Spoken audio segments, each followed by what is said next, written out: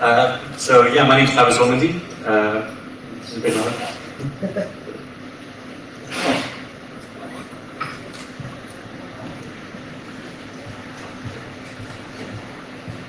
It sounds a bit loud. No. I guess it comes with Okay. So my talk's called There's a Party at Ring0 and You're Invited. This is a summary of some research that I worked on with a colleague called Julian Tinez at Google. We're both security researchers there.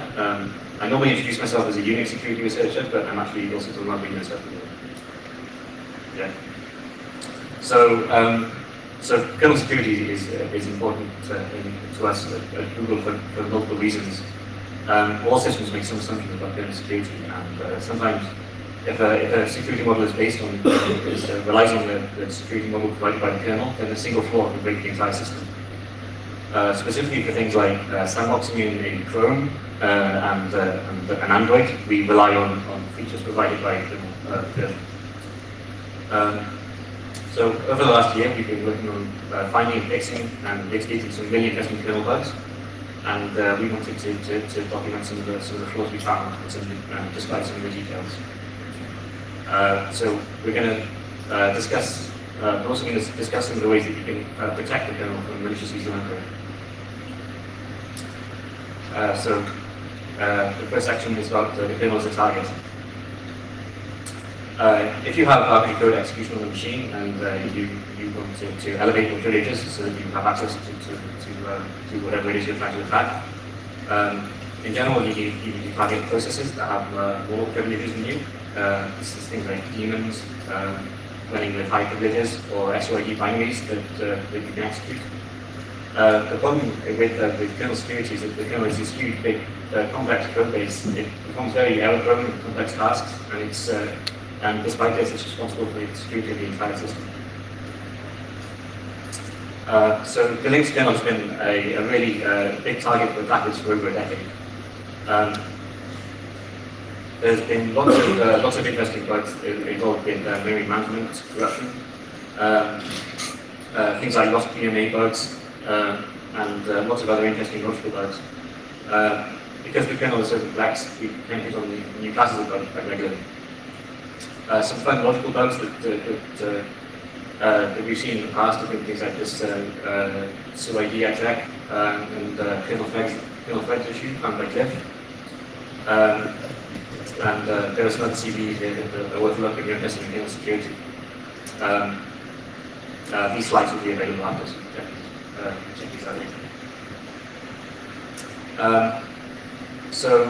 MM corruption bugs tend to be very interesting, and the kernel itself tends to be a more interesting target than userland. It's completely different than userland exploitation because attackers have such fine-grained control over the address space. Whereas this isn't the case, and you have to jump through lots of hoops for userland exploitation. With kernel exploitation, you have complete control. So exploiting the kernel is usually a very easy way to get out of things like root tails and mandatory access control systems, and of course popular things like rehosting and container style segregation. When these are used, it's quite often the case that just finding a single kernel bug is the easiest way to get out of these kind of things. Mandatory access control itself really only makes sense as part of a full security patch, which things like GR security try to make possible by eliminating entire classes of bugs. For a long time, local privilege escalation bugs were not really considered relevant on Windows, but this has changed recently, in particular because of things like increased reliance on domain controls, network services that use reduced accounts to the network service accounts. And introduction of new features such as protected mode and integrity levels, which can be defeated, of course, with privilege escalation. So this has changed in the last few years, and now Windows is roughly in the same position that Linux is. And so I'm going to be demonstrating some of these bugs today. So remotely exploitable kernel bugs are still quite rare, especially on Linux. Notable exceptions are things like the Wi-Fi drivers. which my colleague Julian also developed some stats for. And recently there was this SCTV exploit created by ScrapView. I'm not sure if I'm pronouncing that correctly. They described it in a FAQ article, and they also recently released a book where they describe some of the exploit they worked on. And that was some really impressive work. But on Windows, web exploit called kernel bugs, while rare, they've still been popular for at least the last at least 6 or 7 years. Particularly this, I think, because things like third-party antivirus and personal file code. In general, these three things really aren't designed with security in mind. They're really naively written, and they're quite often the source of bugs. There's also things like GDI-related attacks. The problem with these things is that things like Internet Explorer really exposes this huge attack surface, which is GDI, which is all kernel-based Windows, and it's really impossible to sandbox this stuff. So another one of my colleagues, Neil Mehta, found some interesting TCP/IP stack codes in TCP/IP.sys quite recently. These were removably exploitable just by malformed TCP/IP packets. And of course, there was AMG's recent SMBv2 exploit for Lauren Gaffney's SMBv2 problems in Windows 7 and Windows 2.8. So yeah, web browsers really made things difficult for Windows, basically because GDI was suddenly exposed to web security. There was also problems on Linux with NVIDIA drivers, where just displaying using some features such as bending in X, displaying large JPEG images would cause memory corruption in Ring0. Some of these bugs are really quite fun. So I'm just going to cover some of the bugs that we found from last year. This is the timeline of some of the bugs we found and how we reported them to vendors. The green ones were still things that were when patched until about 2 or 3 months ago. Those were some bad sort of bugs. They took quite a long time to fix these things out. The really tiny ones are things like Linux bugs that were fixed within like 24 hours of being reported. They tend to be quite responsive. So there are many entry points for attackers to expose kernel attack surface. The obvious ones are things like system calls and network phone calls. But there's also things like file systems, where it's not immediately obvious why a file system would be an attack surface. It's simply because things like auto mounter makes things accessible to attackers. And primarily on Windows, you also have things like fonts and bitmaps, which are all passed in kernel mode. And of course, there's also executable formats. AOut has been a popular target for attackers on Linux for a long time. There's also been bugs with things with help and off, of course. So we identified one perhaps underappreciated entry point, which is DPL3 interrupt handlers. A DPL3 interrupt handler is simply an IDT that's accessible to Ring0. So we decided to audit all of these and see if we could identify any new attack surface that perhaps haven't been studied by well-known attackers. So we found some candidates. An interesting one was on Windows 2003, which I called the KI razor station bug. So when Microsoft introduced Windows Server 2003, they introduced a new TPL3 IDT entry called KI razor searching with bug symbols. You can see this is a screenshot of a soft ice showing the IDT. And yeah, entry 2C is set with TPL3. The purpose of this code was to make int 2C roughly equivalent to raise exception status assertion failed. I'm not really sure why they did this. I've never seen it used in any Microsoft code. And I've never seen it used anywhere at all. But regardless of this, it was definitely there and it was exposed to attackers. So we, by looking at this code, we saw that there was an interesting error. It turned out that interrupts were not enabled before the exception dispatch, which of course is a critical error because this is all controlled by the user and is completely entrusted. And so simply by executing int2c with a stack pointing to invalid memory, you can just completely kill the system. So we reported this to Microsoft, and it had this bug actually had 2 interesting characteristics. You could exploit it with just 4 bytes. You just needed it to set ESP to an invalid value when we call int2c, and Microsoft of course patched it just by with a one-by-one notation, which is re-enabling interrupts, STI, the second flag. And so yeah, that was quite fun. And it's statistic this bug in just so good. Really convinced us that we want something interesting with launching these interrupt handlers. So a quick summary of how page faults work on the Intel. So a page fault exception occurs when code tries to access a page that isn't present, or it doesn't have privilege to access a present page. And there are a bunch of other low-level paging links there that rarely happen in real life, or a very low-level events. So when a page fault occurs, what the processor does is it pushes a set of flags into the stack for the instruction for the IDT handler to determine what happened. These are the flags that are set in this integer. There's the ID flag, which tells you whether it was an instruction or the page fault.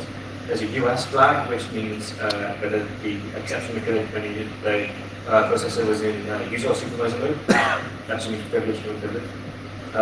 There's WR, which means whether it was a read or write, and P or NP, which means whether it was present or not. So yeah, supervisor mode. If the processor was privileged when the exception occurred, then the supervisor bit is set. So this is used to detect when special conditions occur. In general, it could mean that it could mean if it was unexpected, it could mean that a kernel bug was encountered, and then you'd expect the kernel to cause a loop or bug check or whatever. But it can also mean some other unusual low-level event. It can happen if you would expect it to happen when there was some copy from user operation, which would not be a bug, it would be expected. But we noticed that if the processor can be tricked into setting this flag incorrectly, then Ring0 code can confuse the privilege code handling the interrupt, and it will handle it in some weird way that we control. And we actually found a way to exploit this. In VMware, we found that if you, by studying machine state, that when it was executing a virtual 808 mode task, we found a way to cause VMware to set the supervisor bit for an unprivileged page fault. This is simply because they recycled some code that was intended for real mode support, and they recycled it for virtual 806 mode, and it just was incorrect to do so. So if you do a flag call in virtual 806 mode, it was emulated incorrectly in VMware. When it tried to push the CSIP pair onto the stack, it was done with supervisor access, even though it was a completely unprivileged operation. And we were able to exploit this to gain Ring0 and VMware guests. So this is because the Linux kernel has a magic check for a CS value that would indicate an event from PMP BIOS support. And it turns out that because we're in virtual 806 mode, and by definition, we must be able to set CS to any value because of the way the addresses are calculated in real mode. Of course, you have to be able to set anything because the real mode address space is 20 bits and a pointer is only 16 bits, and it's only 16 bits. So you need to be able to set CS and you can access the entire 20 bit address space. So we can set any privileged CS we want, and that's exactly what we did. And we tried to indicate the PMP BIOS error. And believe it or not, we can exploit this error. It was we found a way to do this using PMP BIOS support. So what happened was we mapped our shellcode in null, and then we went to DMA6 mode. When we were investigating this, a new feature was being introduced in Linux called mmap and Adra, and it began to gain popularity because it turns out that developers have noticed that a lot of the bugs that in their code was null references. So they figured, well, we'll just stop doing mapping in null and problem solved. So we, because this was starting to gain popularity, we found a way to bypass that as well, which I will be citing later. So yeah, that was CVE 2009-1895, and that allowed us completely to feed them up and out. So then we simply do a flag call with a non-present page at SSSB. So that a PF is delivered when you do flag call, as it tries to push the CSIP down to the stack. Because we can spoof an arbitrary CS, we set whether it is recognized to PMP BIOS fault. The kernel tries to call the PMP BIOS fault handler. Because it's not a real fault, that handler would be null, and it just jumps to null next to our shellcode. So I had a demo of this, but unfortunately I couldn't get VMware working this morning, so I'll have to skip that. But I've got some example of the code. So triggering this issue was really simple. We just used to code we would simply resequence set this in the VM structure, which is used by the VM86 system call on Linux. I think it's called VM86 or something like that. So you set up the registers that you want, and then you enter VM86 mode. So we just set, and then we set ESP to some invalid value, and SS to some nonsense stack segments. And then CF90 is this magical value to CS that means you can't be biased faulty code in not in virtual86 mode, of course, but in regular protection mode.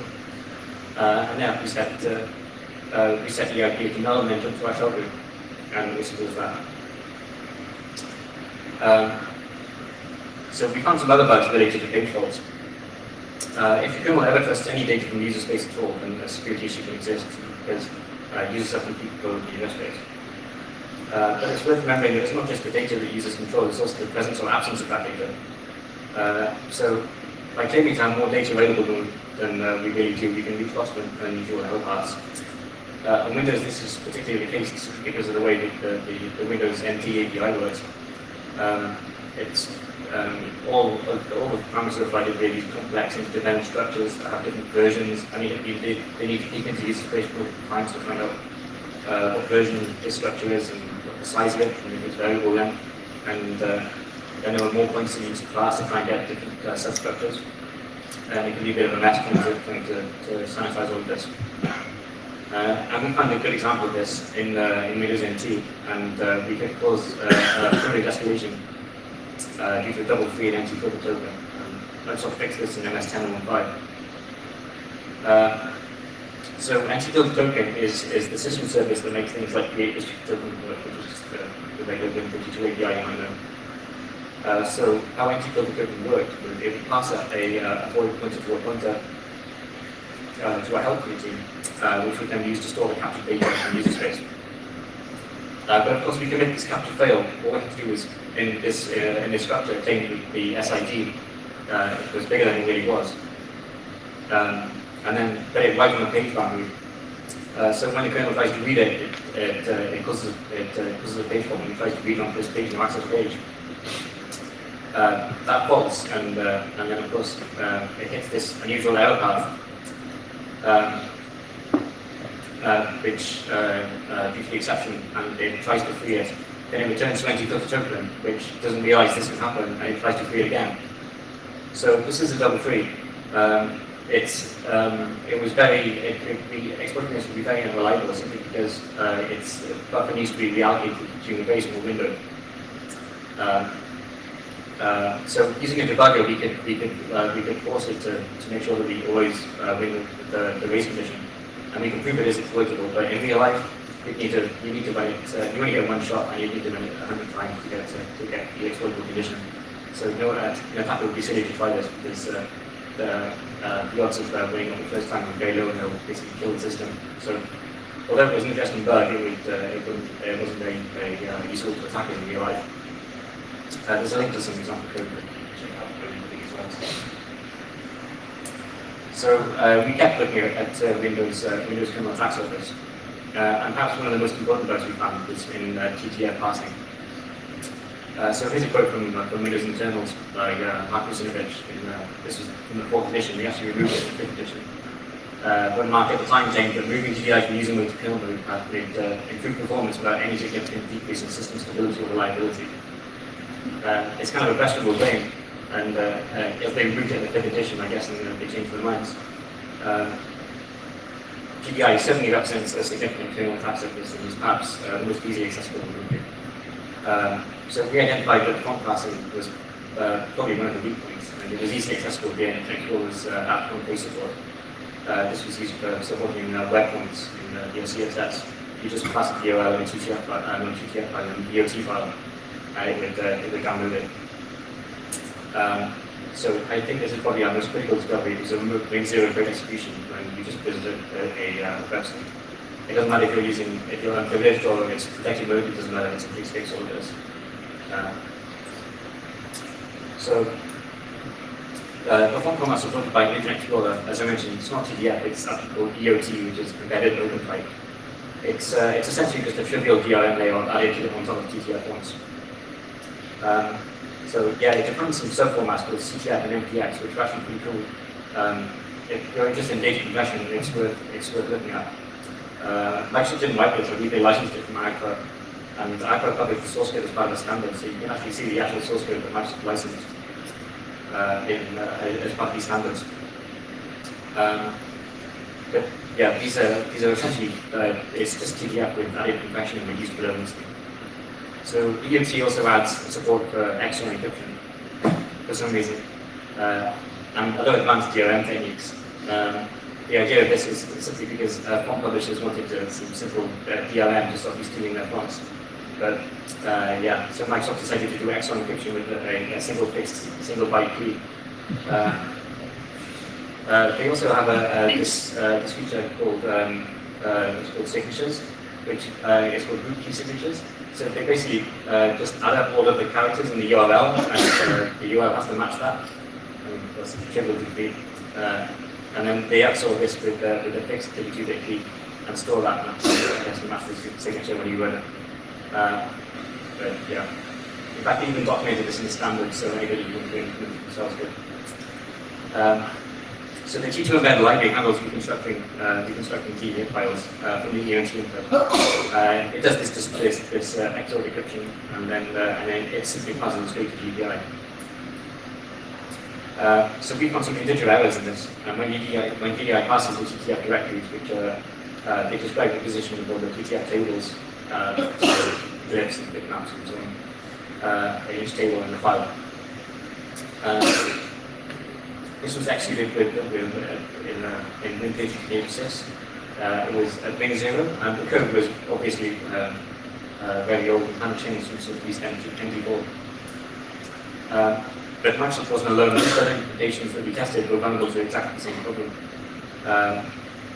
But it was only really serious on Microsoft platforms simply because nobody else found this code at Ring0. So the impact on Windows was much more serious. So null pointed references are really is really just a special case of two userland pointed references, which is a classic kernel bug. So if at any time the kernel trusts data in user space, then triggering the escalation is going to be likely. And it turns out that null references are a very common error.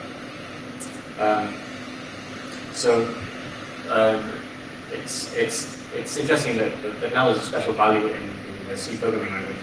But it has no special meaning to the underlying hardware, and it has no special properties to x86 in particular.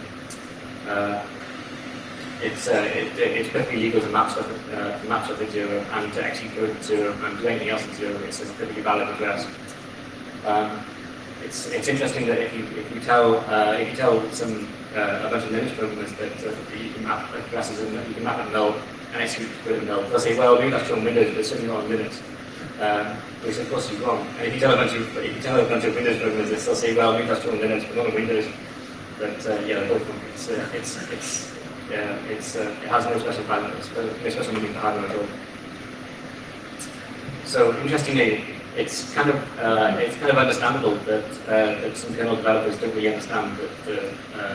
At least they're starting to understand now. But for a while, they didn't really understand that null pointed references were a security issue. They assumed it was just an oops that could be caught and execution could continue as normal. It's kind of understandable that this is the case because in early versions of Linux, it actually was true. There was a different segment for user land and kernel land. And if one page people hadn't said that, then it was just impossible to happen. It's of course a GP if you don't do that, and it wouldn't be exploitable. But it's not the case anymore. The kernel uses paging and not segmentation to keep user land and kernel space separated. So now they are exploitable. And in fact, if you follow Link's kernel development, you can see that, especially around 2004, 2005, a lot of the kernel developers just didn't understand that this was going to be a security issue, and it caused lots of mistakes to happen during Link's development that perhaps could have been avoided.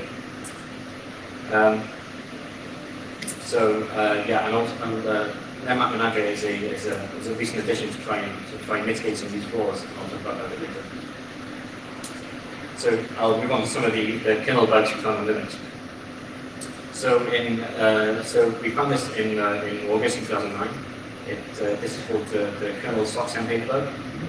It was interesting because it affected every single 2.4 and 2.6 kernels that were available to that phase. In fact, it was introduced very early in the 2.4 kernel series when the send file system was introduced. At the time, every major distribution shipped vulnerable kernels. It was probably the most trivial kernel bug to exploit that they'd seen to date. Because it was a null function for bit reference, it meant you did some setup, you exploited the bug, and the kernel would just jump to null. So you could just put your shell code down and execute. So the bug was that every socket in the Linux kernel has a set of pointers associated with it. These are called protocols. And this is how, when you perform an operation on the socket, the kernel looks in this set of protocol operations to do whatever you want to. So things like accept, bind, shut down, the usual operations that you'd expect to be able to perform on a socket. These are all stored in this abstraction from protocols. So every accept can do something different depending on the socket type. So the general socket management code doesn't have to know about this whatever the socket actually does, because this is abstracted away and you provide your own operations. So yeah, you can see this definition in include the Linux network H.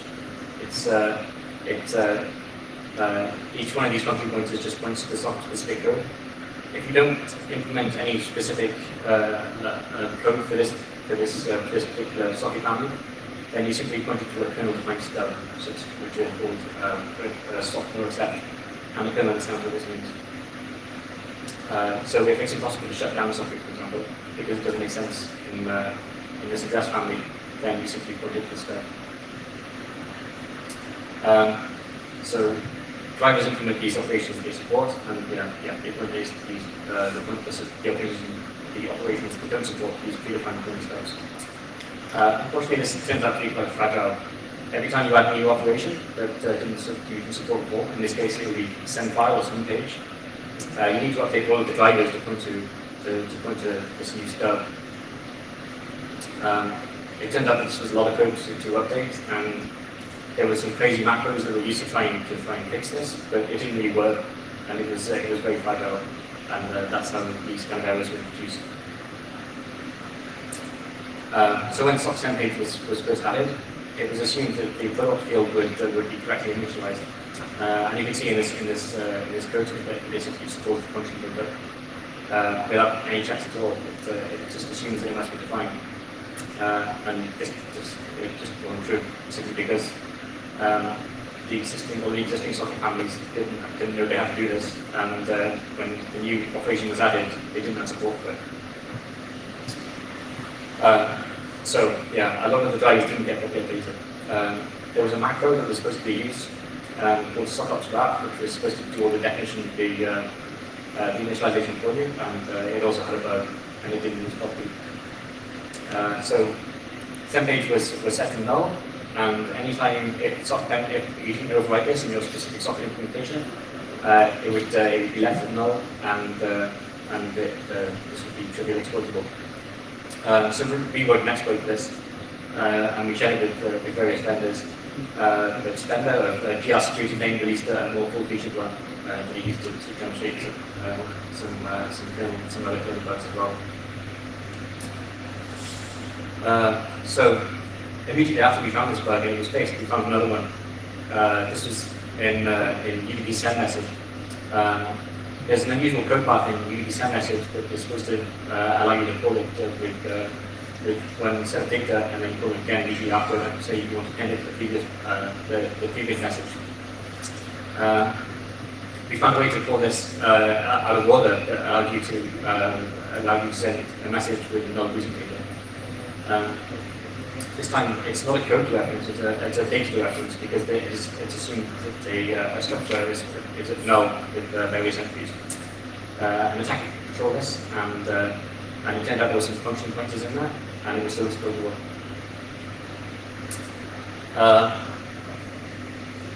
So another kernel bug that we found was called Linux FAsync useafter3. So there were drivers that wanted to provide asynchronous IO notifications, and they were supposed to have a structure containing all the FTs that needed to be notified when something was available. But it turned out there was a way to get multiple files, multiple file structures in multiple different lists. And the case that we found that was interesting was locked files. So we simply found a way to get one file descriptor in multiple lists. Or although we call it a file descriptor, it's actually a file structure, which is currently used generally.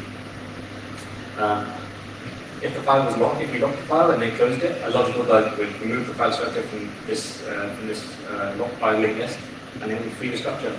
But of course, it was already in this other list, and this was caused it to be dereferenced when the notification was pending, even though this structure was now invalid.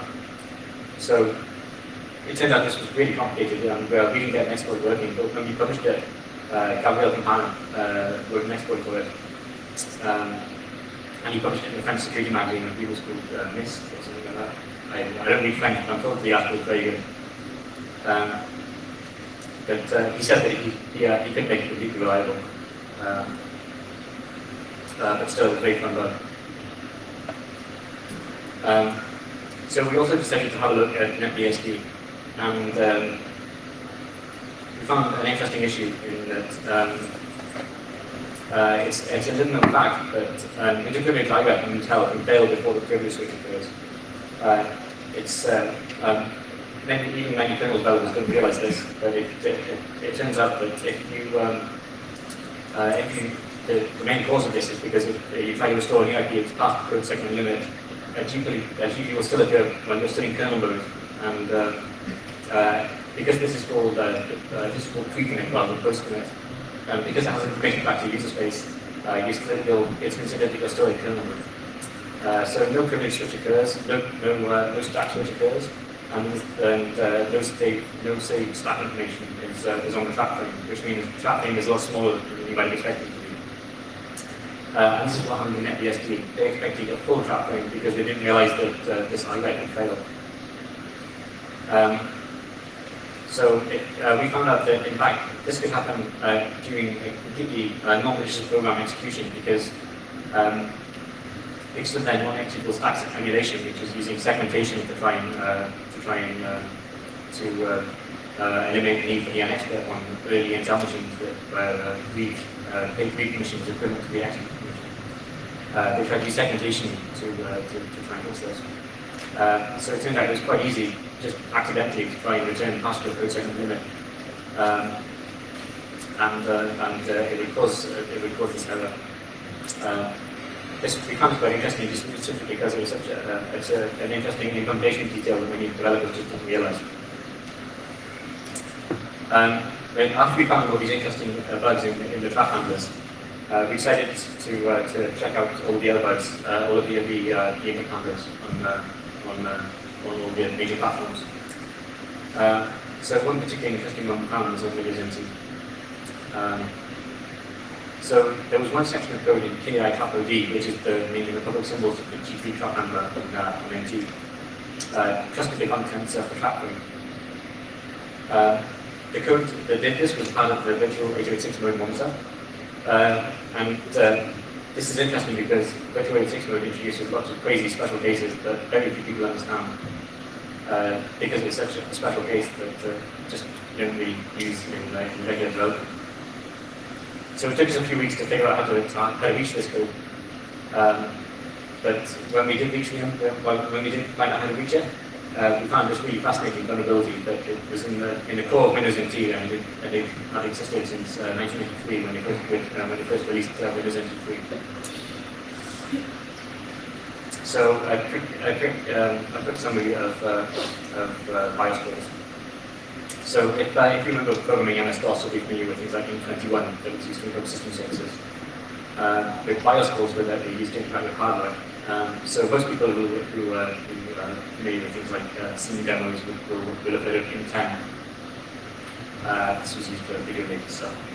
So in virtual 86 mode, these were intercepted by the monitor mode. Of course, it doesn't make sense to be able to do this in protected mode anymore, so you can't be allowed to do this. So Intel introduced the term sensitive instructions. So when you're in virtual 86 mode, anything that you'd be expected to do when you're executing in real mode in MS-DOS, for example, become sensitive to traps, and then the kernel is given an opportunity to do something about it. So this basically allows the kernel to fix up anything that you wanted to do, or translate it to something that makes sense of the technical. And so yeah, these actions trap, and then the kernel is given an opportunity to decide how to proceed. So yeah, the virtual 86 movement of code had really not changed at all since its original implementation in the 90s. So we downloaded the kernels from every single version and compared this kind of code. It was one or two instructions different at best. It was practically identical. So in order to support vital service routines, there was a stub in the GP trap handler that restores execution context from the trap frame. Of course, this sounds like a dangerous thing to do, but to solve this, they authenticated it, and they did this based on the trap address and the stack frame from the trap frame. But we already knew from our work on VMware where we could spoof RPGCS that we could forge these. But before we could reach this code, there were some hurdles we had to overcome, and I'll describe these now. So virtual 86 mode is easily accessible in Linux just by the VM86 system call. But on Windows, that's not the case. There's an undocumented system service called NT-VDM control. But this is one of the few system calls that's actually authenticated. If you want to call the system call, you can't simply int2v or sysenter it, because there's a special flag called VDM allowed in your process structure that has to be set. If that flag isn't set, you'll just get permission denied. So how do you get this flag set in your eProcess structure? Well, you call NT set system information, and in order to be able to do this, you need SETCP privilege. Which SETCP privilege is the most privileged in the system. If you already have SETCP privilege, then there's no need to elevate the privileges because you're already the most privileged person on the system. So it sounds like this is a dead end, but it turns out that's not the case.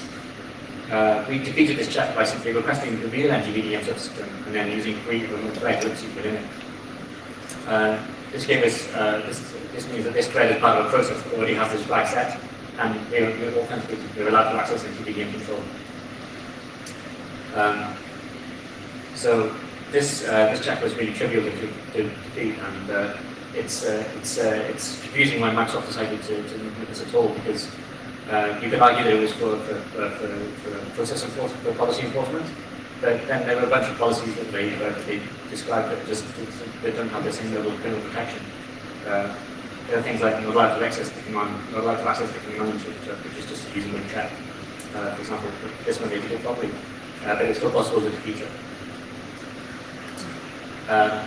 So this check that we found in the GP trap handler was for a specific test for a CS-VIB pair. We can forge trap frames by making an IREF field at whatever address we want to return into, but we still can't request. We can't request to return into an RPG code segment selector. That doesn't make any sense because you're just trying to return a kernel mode coding of the loading system. But the exception to this is, of course, virtual 86 mode, which Intel guarantees must be CPL3 at all times. It doesn't make any sense for it to be anything else. So we still needed a way to cause IREF to GP. And we did this by setting eflags.tf equals 1 in the eflags image. And so Intel considers this sensitive, and we get a GP instead of returning straight into our code. So this is actually very poorly documented by Intel, and in fact, it changed in the implementation of early Pentiums. So our theory was that Microsoft wrote this code for early Pentium. I think it was at the time. This is true for up to Pentium 50s. But after that, Intel changed the definition, and that TF equals 1 in the eflags image became sensitive, And we think that, because Intel never reached any errata, we think that what happened was the Microsoft didn't realize it was a change, and they left it in there for the next 17 years.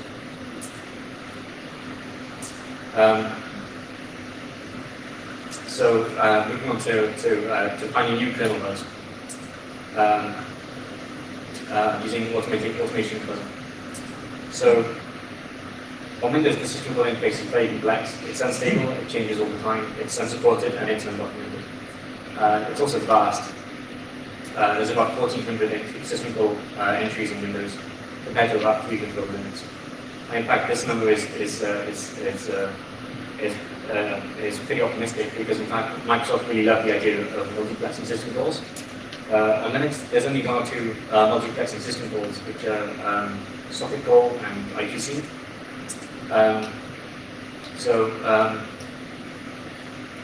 Things like accept, bind, shut down, and things like that, that's actually all the same system call called socket call. And you pass this call into just saying which function you actually want. And the same is true for IPC-related calls. On Windows, Microsoft really love this idea, and they have dozens and dozens of these that have lots and lots of functions. So you could probably double this number, which gives you an idea of like a huge system interface that Microsoft code. Additionally, they're only designed to be called by Microsoft code. In fact, Microsoft make it quite difficult to try and access this code by they change the system call numbers as part of the build process for every new service pack and new kernel they ship. So you really just you can't call system calls directly in Windows if you want it to be reliable. We also change the API quite regularly, and it's really difficult to do that. They're really not. Their users aren't testing this attack surface because their code it never reaches it. It's supposed to go to the Microsoft APIs, and Microsoft don't really need to support it or test it. So why should they bother exploring it in detail? The system calls themselves rarely see exposure to malformed parameters. So it turns out that simple fuzzing will generally expose interesting bugs. Things like passing pointers to a map memory and stuff like that. The parameters themselves are complex objects. They have multiple levels of indirection. They can have large interdependencies. It can be quite a complex operation to try and capture all this data. Pathological parameters will often reach rarely interstate code, cause interesting exception cases that perhaps weren't well tested. Particularly on Windows, the kernel passes swaps, pick maps, and other complex formats, all of Ring0, which are all great fuzz companies, and we've had lots of success fuzzing users.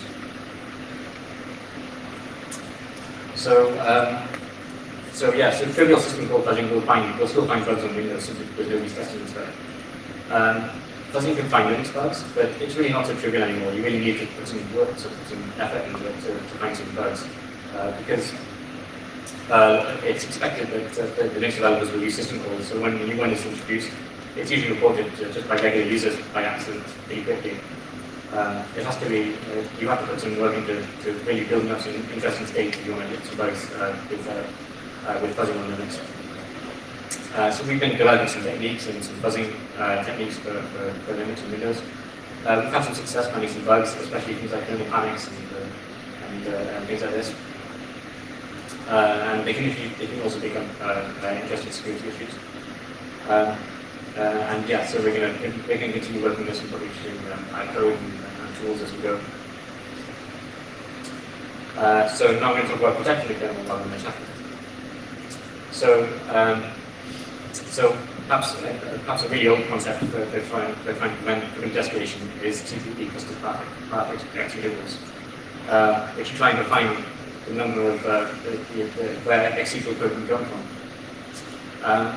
Perhaps the classic way of doing this on Linux was to mount user writable paths to no exec, so that you can provide your own executables. For a long time, this was easy to bypass by going through dynamic loader. We simply call it dynamic loader to execute your code for you. It actually kind of works now because recently, I say recently, in the last 3 or 4 years, GoExec actually works because it prevents file mappings from being mapped to .exec. And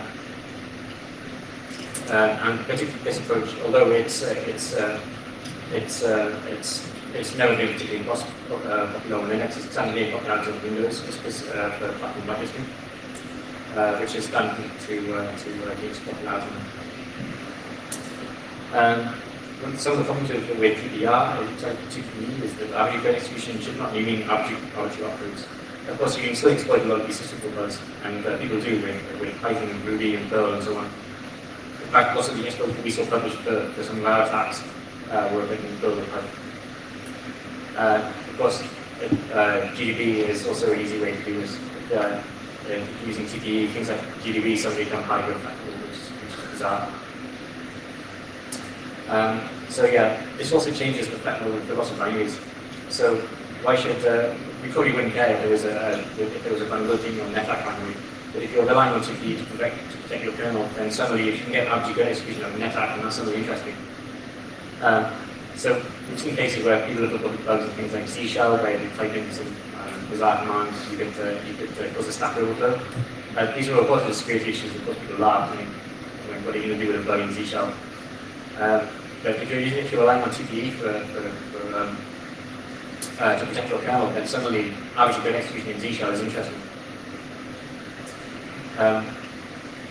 So yeah, and of course this isn't much use if Black already has arbitrary code execution and things like the browser sandbox. So yeah, and there's also things like primitive separated sandboxes in SSH and VSFTPT. So it would be nice if a process could opt out of some kernel features it didn't require. This isn't really possible in Linux. There's no really discretionary code dropping. The focus on Linux is really based on mandatory access control. There are some problems with this because the way that the mandatory access control goes on Linux is that an administrator has to provide a policy that defines the privileges that the code should have. But what's really wanted is a way for programs to say this is what the code should be able to do, and it isn't really possible at the moment. So Windows does have some privilege dropping-like features, which you use by using your control of your tokens and taking restricted tokens, which is how the Chrome sandbox on Windows works. But still, there's nothing to protect the kernel attack surface. You can still call any of these 4,000 system calls that Microsoft provide, and plug in any one of them to the entire system, which is kind of scary. On Linux, there are things you can reduce some of the attack surface by using tricks such as choosing to an empty directory. This removes things like it's quite common to have bugs that require a file descriptor or something like that to a real file. And there's been bugs that could only be exploitable with access to SUAD binaries. So Tribute can help kill some of this attack surface. There were trace-based sandboxes, which are good in the sense that they're very fine-grained. You can they don't require any privileges, and you can do lots of interesting sandboxing by looking at file names and stuff that you want to be able to open, and specific flags you can pass to socket creation and so on. The performance, of course, is really slow, and the overhead is really high for system call intensive applications. But if you're calling get time of day, which is something like Java would do, as often as possible, then you wouldn't really kill performance. I think it's something like 40 times overhead per system call. But it still makes sense in some cases, especially if you're compute bound or not system call bound. So one of the ideas for sandboxing Linux in the future is extending the seccomp sandbox. Seccomp is a Linux kernel feature that allows you to turn off access to all system calls except for things like stick return, read, and write to already to files that you already have open and exit. If you try to call any other system call that you might want, your process is killed immediately. So we've developed a seccomp-based sandbox that we want to try in Chrome. The way this works is that there's a trusted thread which takes over any system calls that you might want to do, and it does some analysis based on this, and it'll either execute the system call for you, or it'll deny it, obviously. It's very fast because if you there's no overhead from system calls because they're simply either denied or they're allowed. But of course, this implementation is really hard because you have to have a privileged thread and a non-privileged thread in the same address space. So the privileged thread can't trust any memory at all in the process. And the way it's written is basically it only uses registers, never touches the stack. It's a very complex to get right. But it's certainly an interesting idea. And of course, you can also reduce the privilege of the kernel using virtualization or something like this. It's perhaps not a silver bullet because of course there are lots of vulnerabilities in virtualization. But if you can't do air gaps, then maybe virtualization is the next best thing.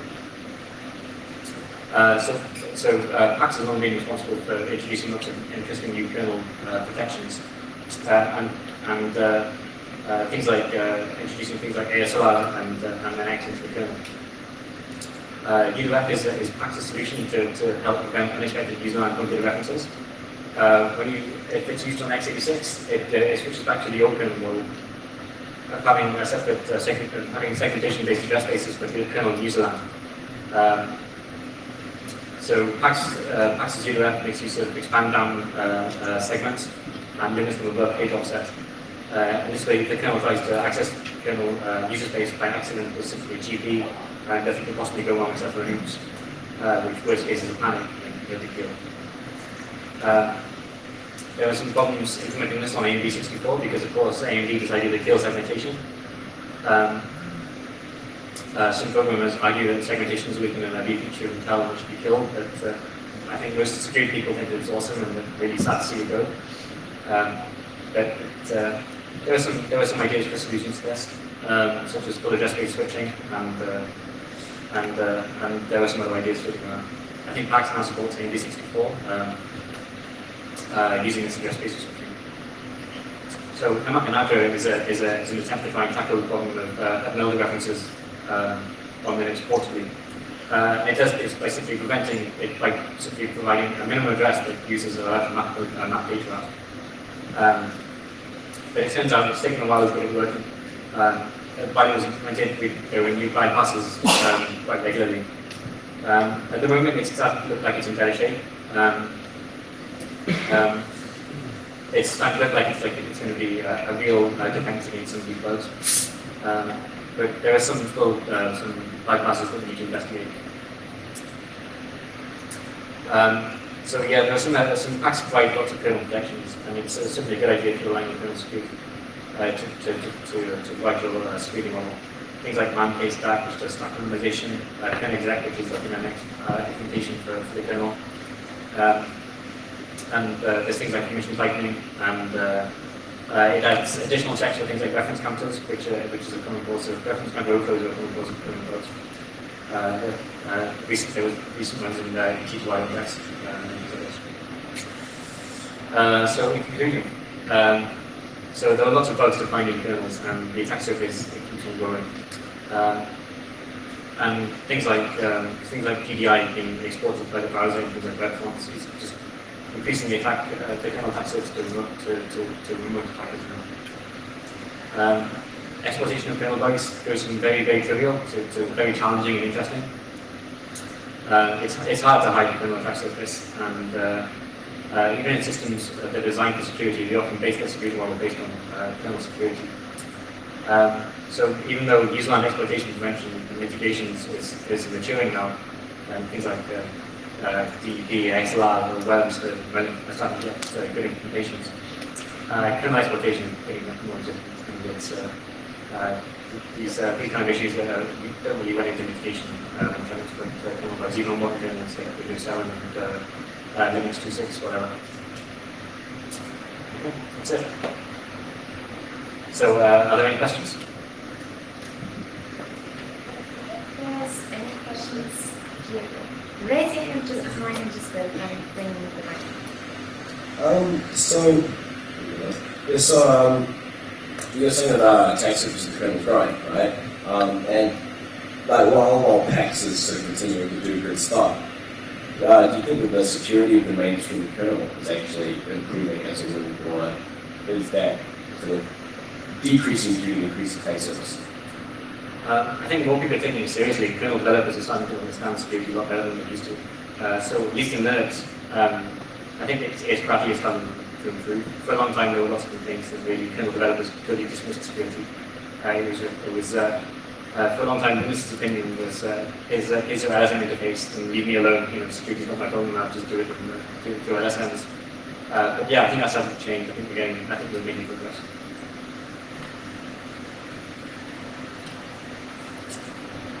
Anyone else?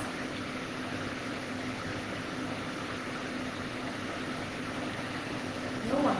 This is really not a party if you're not.